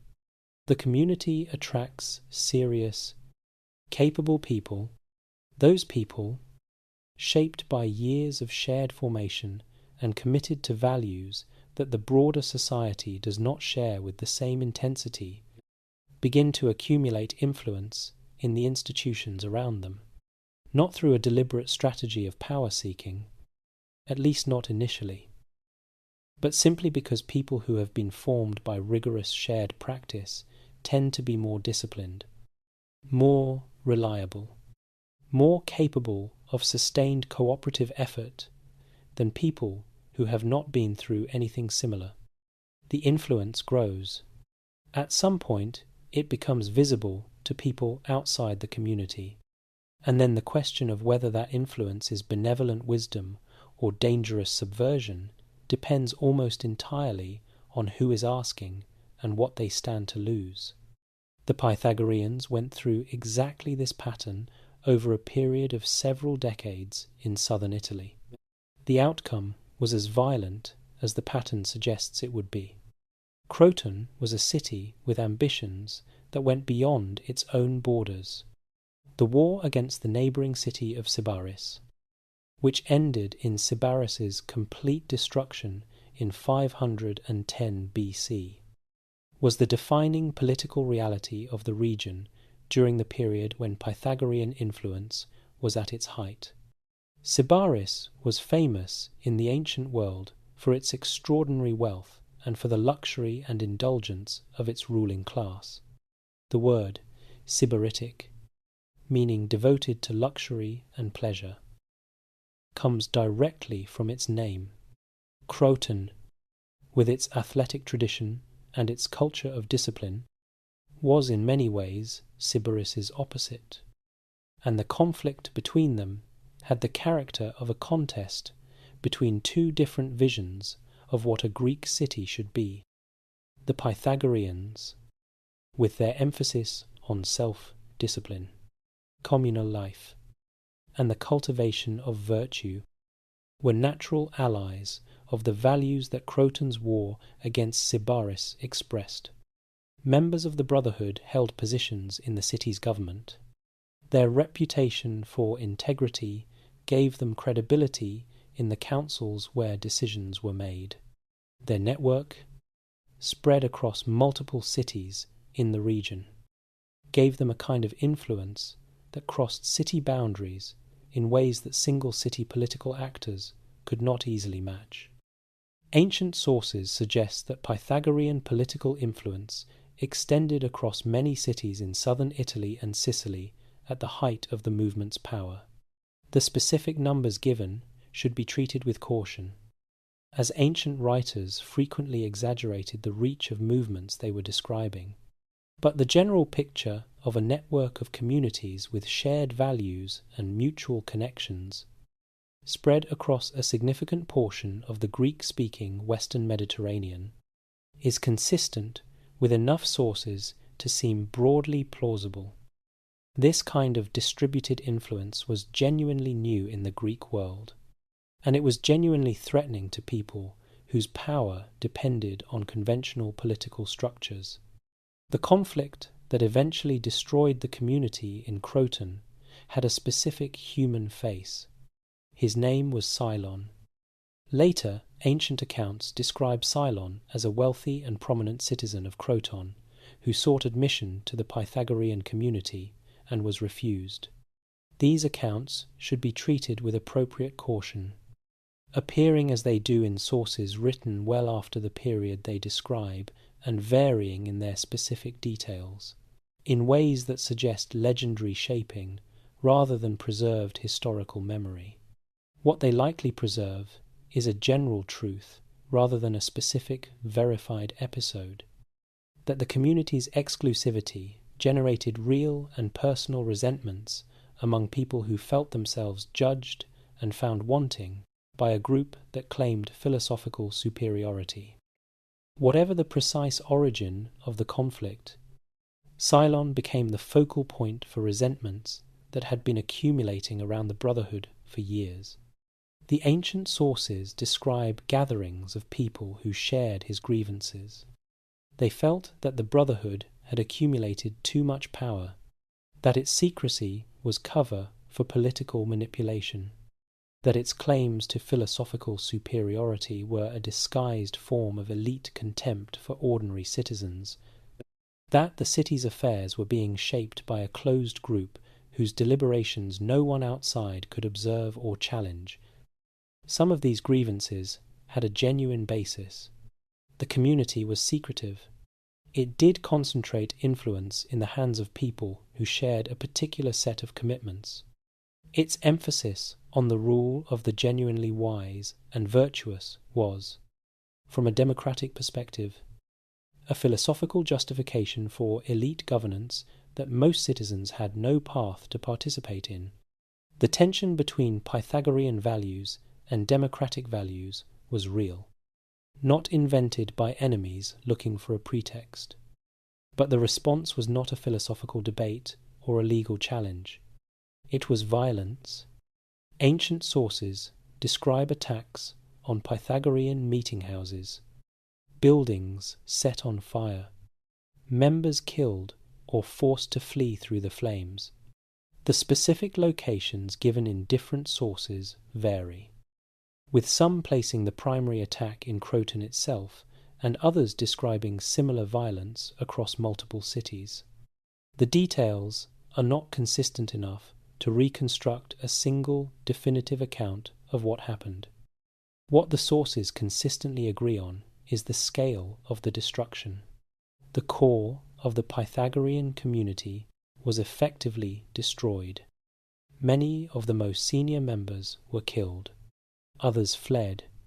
The political influence the community had built over decades collapsed rapidly, in the way that influence built on personal networks always collapses when the network is violently disrupted. Picture what it must have looked like from inside the community in those final weeks. The evening self-examination sessions, continuing even as the political situation deteriorated outside. The morning walks taken with awareness that the city's mood had shifted in ways that could not be talked away. The communal meals, where the silences carried a different weight than they had before. The weight not of chosen stillness, but of things no one yet knew how to say. A community that had been formed by years of practice in attending carefully to the present moment, suddenly confronted with the knowledge that the present moment was running out. The community that Pythagoras had built was destroyed by exactly the forces he had tried to counter with it. He had argued throughout his life that the city governed by the genuinely wise and virtuous was the city that flourished. He had built a community designed to produce such people, and the response of the surrounding society, when it finally came, was to burn the meeting houses and kill the members. This raises a question that sits uncomfortably at the heart of the Pythagorean project and has no comfortable answer. Was the destruction a failure of the project? A demonstration that philosophy cannot survive contact with power? Or was it, in some sense, a confirmation of the project's significance? The things that get destroyed by organized violence are generally things that someone found threatening enough to be worth destroying. A philosophical community that no one took seriously would not have needed to be burned down. The Pythagoreans were destroyed because they mattered, because the influence they had built was real enough to threaten people with something to lose. That is not consolation for the people who died in those fires, but it is part of the honest account of what happened and why. Chapter 11. The Death No One Agrees On. Death, for most historical figures of antiquity, is a simple absence in the record. The sources describe a person's life and work, and then the sources stop, and the silence tells us the person is gone, even when the specific circumstances of their dying are never mentioned. Pythagoras died differently, or rather, he is reported to have died differently, in several incompatible ways, by several different ancient sources, none of which can be fully verified, and some of which flatly contradict the others. This multiplication of death stories is itself a particular kind of evidence. It does not primarily tell us how the person died. It tells us how much the manner of their death mattered to the people who came after them, and how the story of that death was shaped by the needs of those who told it. 4. Pythagoras. Multiple communities with different relationships to his legacy needed different endings. Those different needs produced different stories. The most widespread account places him in Metapontum at the end of his life. Metapontum was a Greek city on the Gulf of Taranto, not far from Croton along the Italian coast, with connections to the Pythagorean tradition. Cicero, writing in the 1st century BC, mentions that in his own time there was a local tradition in Metapontum identifying specific places associated with Pythagoras. suggesting the connection between him and that city was established firmly enough to leave traces in the local memory centuries later. This is the kind of detail that carries genuine historical weight, not because it proves anything specific about his death, but because it grounds him in a real place with real local memory attached to it. What happened to Pythagoras in Metapontum is where the accounts diverge. One tradition holds that he died there of natural causes, old and honoured, having lived to a remarkably advanced age. Ancient sources disagree about exactly how old he was when he died, with estimates ranging from around 75 to over 100 years old. The range itself tells you something about the reliability of the ancient chronology, but the general picture of a man who survived the destruction of his community in Croton, made his way to Metapontum, and spent his final years there before dying of old age, is not implausible and is consistent with the more sober ancient accounts. A second tradition holds that he died by deliberate self-starvation after the destruction of his community, after the deaths of his closest followers, after the violent end of the project he had devoted his life to building. Pythagoras withdrew to a sanctuary, possibly the temple of the Muses in Metapontum, and simply stopped eating.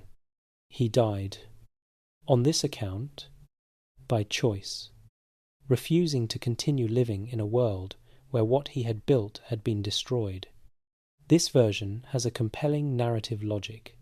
It presents Pythagoras as someone whose life and death were equally deliberate, whose final act was as philosophical as everything that preceded it, a man who chose the manner of his departure rather than having it chosen for him. Whether it is historically accurate is another matter. Accounts of deliberate self-starvation at the end of a great philosopher's life appear frequently enough in the ancient biographical tradition to suggest this was a recognized form of noble death that writers sometimes attached to figures whose actual deaths were unknown or undramatic. A third tradition is more dramatic and more clearly legendary, though it appears in enough sources to deserve mention. This account claims that during the attack on the Pythagorean meeting house, Pythagoras was forced to flee with a group of followers. The fleeing group reached a field of beans, and here the story connects directly to the prohibition that has followed his name through history. Pythagoras, unwilling to cross the bean field because of the rule, stopped at its edge. His pursuers caught him there, and he was killed. The philosophical neatness of this ending is the clearest indication that it is legendary rather than historical.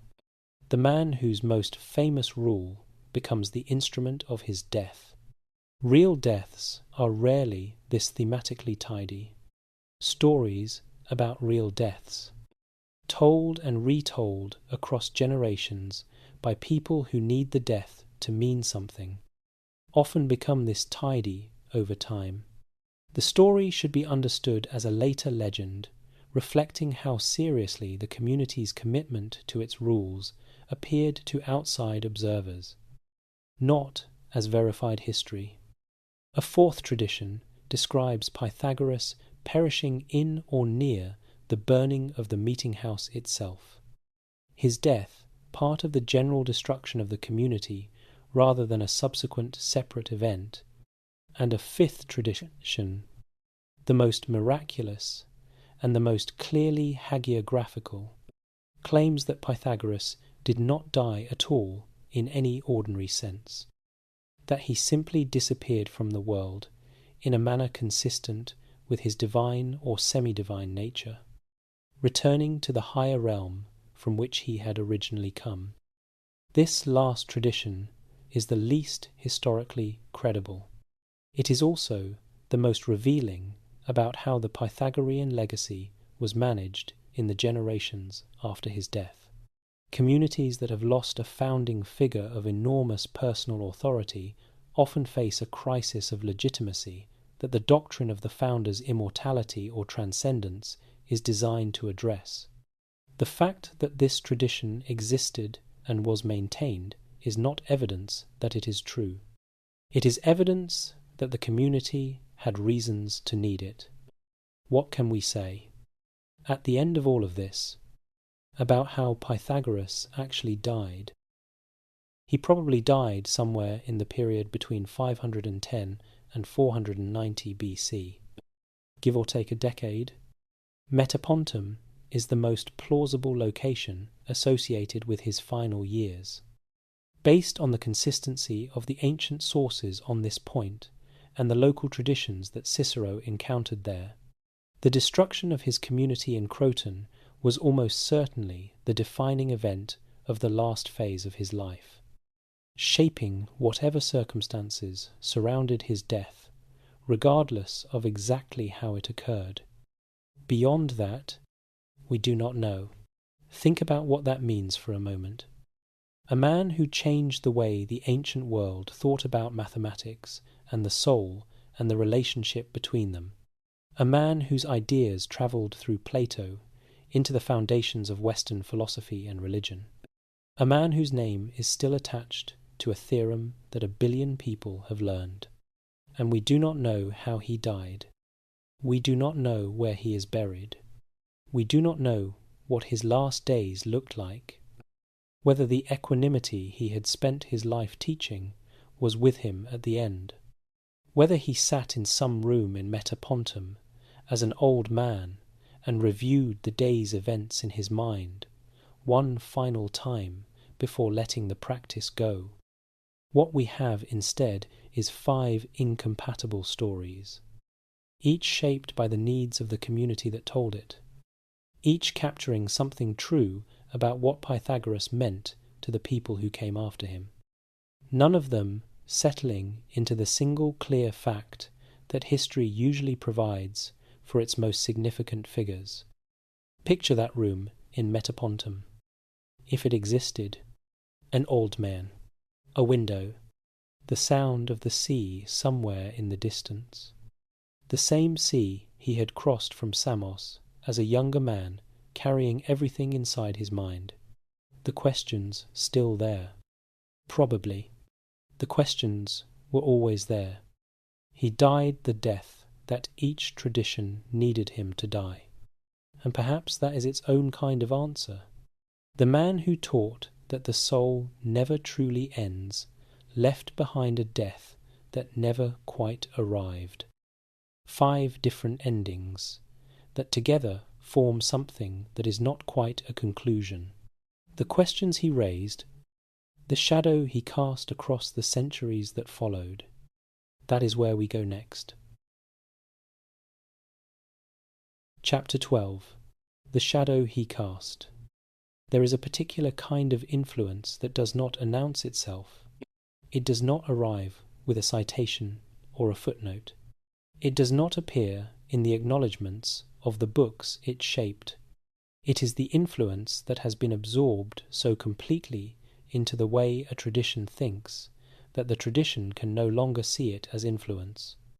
It simply looks like the way things are, the natural shape of the questions worth asking, the obvious starting points that any serious thinker must engage with. This is the kind of influence Pythagoras had on the Western intellectual tradition. To understand its scope, begin not with a catalogue of thinkers who mentioned him by name, but with a single central question. Why did Plato believe that mathematical education was the foundation of philosophical understanding? Why did he insist, in the Republic, that the guardians of the ideal city must study arithmetic, geometry, astronomy, and music theory before they could proceed to philosophy proper? Why did he organize the curriculum of the academy around mathematical disciplines? Why does so much of his most important philosophical work, the Phaedo, the Timaeus, the Republic, rest on assumptions about the soul and its relationship to eternal mathematical truths. A major part of the answer is Pythagoras, not Pythagoras alone, and not Pythagoras as a simple cause whose effect was Plato, but Pythagoras as a major source of a framework, a way of connecting mathematics and the soul and the structure of reality, that Plato absorbed, developed, and built into some of the most consequential philosophical work in Western history. Plato was deeply shaped by Pythagorean ideas in ways that go beyond mere intellectual influence. The Pythagorean conviction that the soul is immortal, that it pre-exists the body and survives death, that it carries within it a kinship with the mathematical order of the cosmos. That philosophy is the practice of purifying the soul and aligning it with that order. All of this appears in Plato's mature work with a depth and a seriousness that cannot be explained by passing acquaintance. The Timaeus makes this most visible. Plato's account of the creation of the universe describes a craftsman figure who shapes the physical world according to mathematical templates, who constructs the elements from geometric solids, who gives the world a soul structured according to musical ratios, who sets the heavenly bodies moving in orbits, whose relationships express harmonic mathematical proportions. This is Pythagorean cosmology developed with Platonic philosophical sophistication.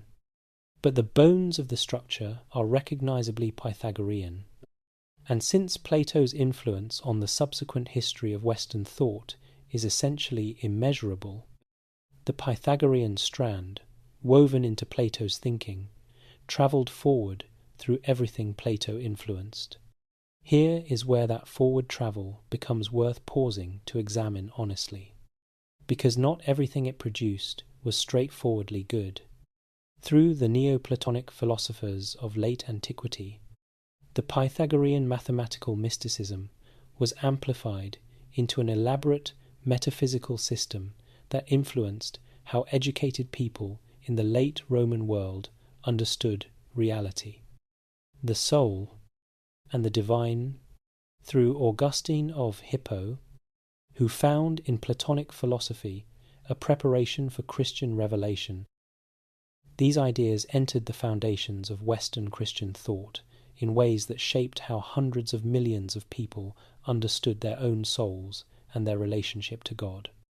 The line is long and real and consequential, but that same line also carried the Pythagorean political conviction that the wisest should rule, that governance by philosophical elites was inherently superior to governance by the many, taken up by Plato in the Republic, and from Plato by various subsequent traditions of philosophical politics. This conviction became the intellectual foundation for forms of elite governance that justified themselves by appeal to wisdom rather than by the consent of the governed. The tension between the Pythagorean political vision and democratic values is not a historical curiosity. It is alive in contemporary debates about expertise, technocracy, and the relationship between knowledge and political legitimacy that would be recognizable to anyone following politics in any country today. The scientific influence is where the story becomes most clearly productive. Johannes Kepler, the astronomer whose 3 laws of planetary motion laid essential groundwork for Newton's gravitational theory, was explicitly Pythagorean in his philosophical commitments. His work, Harmonices Mundi, published in 1619, is the product of a decades-long search for the mathematical harmonies he believed were embedded in the structure of the cosmos. Kepler's 3rd law, which describes the precise mathematical relationship between the orbital periods of the planets and their distances from the Sun, was discovered in the context of this search. the law is empirically correct. It describes something real about the structure of the solar system, and it was found by a man who was looking for it, because a tradition going back to Pythagoras had told him there was something there to find.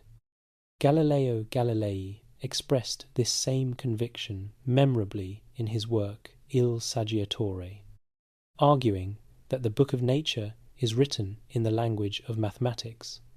Whether Galileo was directly and consciously aware of his debt to the Pythagorean tradition is less important than the structural continuity between the conviction he was expressing and the conviction that had animated the Pythagorean community 2,000 years before him. Modern science continues to describe the universe with remarkable mathematical success. From the behavior of subatomic particles to the motion of galaxies, in ways that would have felt deeply recognizable to the Pythagorean tradition, even if the specific mechanisms involved are entirely different from anything they imagined. The educational influence is less dramatic, but in some ways the most pervasive.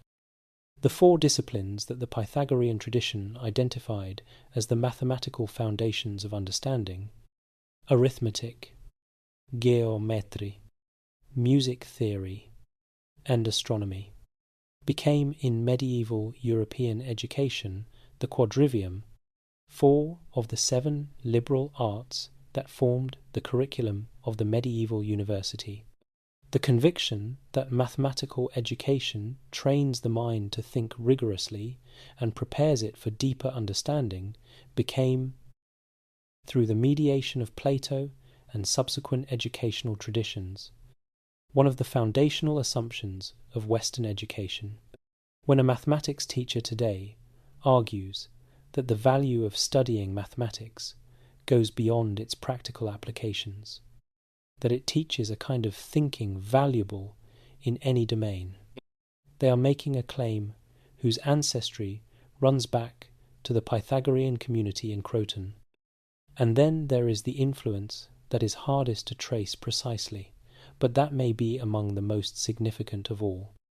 The model of the community itself, a group of people organized around shared intellectual and ethical commitments, practicing daily self-examination and communal accountability, dedicated to the pursuit of truth as a shared rather than individual project. This model echoes through subsequent history in ways that are recognizable even when the specific Pythagorean connection is long forgotten. Plato's Academy drew on this pattern. The philosophical communities of the Hellenistic world drew on it. The monasteries of medieval Christianity, which preserved the intellectual tradition of the ancient world through centuries of political disorder, operated according to principles of communal living, shared practice, and daily self-examination that are structurally continuous with the Pythagorean model, mediated through the Platonic and Neoplatonic traditions that monasticism absorbed. The shadow Pythagoras cast is long and falls in multiple directions at once. Some of those directions led toward genuine goods. Some led toward genuine harms. The influence was too large and too various to be summarized as simply positive or simply negative. All of this from a man who wrote nothing, whose life we cannot fully reconstruct, whose death we cannot confidently describe, and whose most famous contribution to human knowledge was built on a relationship that Babylonian mathematicians had been working with for over 1,000 years before he was born. That is not a diminishment. That is the accurate measure of the thing. Chapter 13. The Man Behind the Legend. We have come a long way from that harbour on Samos. We have followed Pythagoras across the eastern Mediterranean, through the philosophical communities of Ionia and the ancient traditions of Egypt and Babylon, or at least through the stories of those journeys that we cannot fully verify. We have watched him build a community in Croton that was unlike anything the Greek world had seen, shape the political and intellectual life of an entire region, watch that community be destroyed by the violence it had helped to provoke, and disappear from the historical record in ways that produced 5 different incompatible stories about how he died. We have been honest throughout about what we can verify and what we cannot. And now, at the end, we face the question that the whole journey has been building toward. Who was Pythagoras? Really? The honest answer begins with an acknowledgement. We cannot fully know. The absence of any writings from Pythagoras himself means that everything we have is mediated, shaped by the needs and perspectives of people who came after him. The sources closest to his time and most historically careful give us access to Pythagorean doctrine without much biographical detail. The sources that give us the most biographical detail are writings centuries after his death, and are transparently interested in presenting him as a figure of almost divine authority.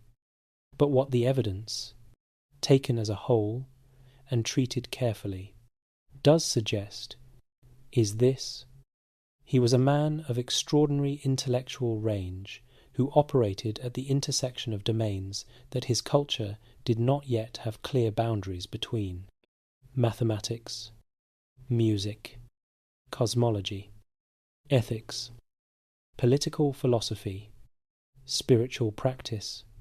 These were not, for Pythagoras, separate disciplines requiring separate expertise. They were aspects of a single inquiry into the nature of reality and the place of the human soul within it. The capacity to hold all of these together in a single coherent vision, to see the mathematical ratio in the musical string, and the musical string in the cosmic harmony, and the cosmic harmony in the structure of the just soul and the just city. This is the quality that made him unlike his contemporaries. He was a man of unusual personal authority, the kind that does not come primarily from argument or demonstration, but from a quality of presence that certain figures possess, and that people in every era find difficult to explain or resist. Ancient sources consistently describe this quality in him. We cannot verify it from the distance of 2,500 years, but the evidence of what he built, a community that attracted serious and capable people and held them in intense commitment for decades, points towards something real. He was a man who understood, with sophistication that his era had not previously articulated, that ideas alone do not change people. Practice changes people. The daily structure of the Pythagorean community, the silence, the self-examination, the shared meals, the rules that shaped every ordinary action, these were a technology of transformation, a carefully designed system for producing people who had actually been changed by their philosophical commitments, rather than people who simply knew certain philosophical doctrines. What behavioral researchers would later call habit formation, the mechanism by which repeated practice gradually reshapes the dispositions we bring to every situation, was built into Pythagorean daily life with a deliberateness that is striking given its antiquity. He was also a man whose relationship to political power was complicated in ways he may not have fully understood or controlled. The conviction that the wisest should rule was philosophically genuine, but the line between genuine philosophical wisdom and the self-serving claim to wisdom is extraordinarily difficult to maintain, and the community's accumulation of political influence eventually produced exactly the kind of resistance that such accumulations always produce. And then there is the question of self-fashioning, the deliberate construction of a persona. The ancient sources describe a Pythagoras who wore distinctive clothing, claimed to remember previous incarnations, performed what witnesses described as miraculous acts, and presented himself as a figure of unusual, if not divine, status. Some of this may be retrospective legend, but some of it appears in sources early enough and careful enough to suggest that Pythagoras himself participated in the construction of his own legend, that the persona he presented to the world was deliberate and calculated to produce a specific effect on the people he encountered. This is not necessarily dishonest in any simple sense. A teacher who is trying to communicate truths that go beyond ordinary experience, who needs his audience to be genuinely open to the possibility that the world is radically different from what they assumed, has reasons to present himself in ways that disturb ordinary assumptions about who teachers are and what kind of authority they carry. Or the claims may have been genuine. After years of disciplines we cannot fully imagine and experiences we cannot fully reconstruct, Pythagoras may have believed, with complete sincerity, that he had access to something that most people did not have access to, and was presenting that belief honestly even when the form of the presentation looked, to outside observers, like theatre. We cannot distinguish between these possibilities from this distance, and the impossibility of distinguishing between them is itself one of the most interesting things about Pythagoras. One of the features of his legacy that makes him remain compelling to people who think seriously about the relationship between wisdom and authority, between genuine insight and the performance of insight, here, finally, is the question that this entire journey has been building toward. What do we do with a figure like Pythagoras? Not historically.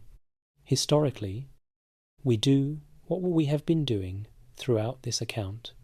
We treat the evidence carefully, acknowledge the uncertainty, follow the lines of influence honestly, and resist the temptation to simplify a complicated person into either a pure hero or a convenient villain. But as people alive now, in a world that Pythagoras helped shape in ways we have spent the last several hours tracing, what do we do with what he left us? He left us the conviction that the universe has a mathematical structure that human reason can discover. Modern science continues to find remarkable mathematical success in describing the universe, from the smallest particles to the largest structures, and that success has not made the underlying mystery smaller. Why mathematics works so well to describe physical reality remains an open question, one that serious scientists and philosophers acknowledge as genuinely unresolved. The ancient intuition that pointed toward that question has never fully disappeared from the scientific tradition, and the question itself remains as alive as it ever was. He left us the conviction that the soul is something real and worth taking seriously, that how we live matters in ways that go beyond the immediate consequences we can observe, that the cultivation of character and the alignment of the soul with something larger than individual appetite and comfort is not a luxury, but the most important work a human being can do. Whether the specific metaphysics of soul transmigration is literally true is a question philosophy has not resolved, but the underlying conviction that there is something in us worth cultivating, something whose quality matters more than our comfort or our status or our accumulation of material goods. That conviction has sustained the philosophical life across 2,500 years.